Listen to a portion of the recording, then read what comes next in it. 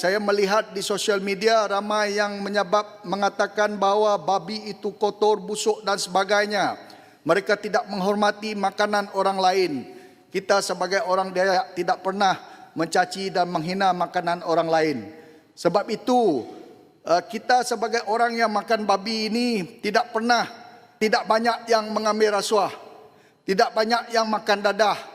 Tidak banyak yang sampai membuat perkara yang pelik-pelik. Tapi kita dituduh makan babi dan kita tidak menjadi orang bertamadun. Saya rasa ini perlu dihentikan oleh rakyat Malaysia, oleh mana-mana pihak.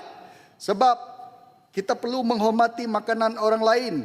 Walaupun babi itu busuk, busuk lagi lah budu dan belacan. Tapi kita tidak pernah menghina. Jadi kita saling menghormati untuk menjaga dan mendengar titah Duli tuanku, supaya kita hidup harmoni di dalam negara Malaysia ini. Jangan kita mencari pasal. Sebab negara ini boleh dibangunkan dengan bangsa yang bekerja secara bersama. Kita banyak peluang untuk kita membangunkan negara kita. Kita lihat negara sekitar kita.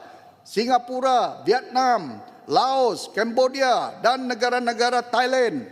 Mereka boleh bersatu hati untuk membangun negara mereka. Kenapa tidak di dalam Malaysia ini? Jadi saya berharap kita akur dan menjunjung kasih kepada titah Duli tuanku.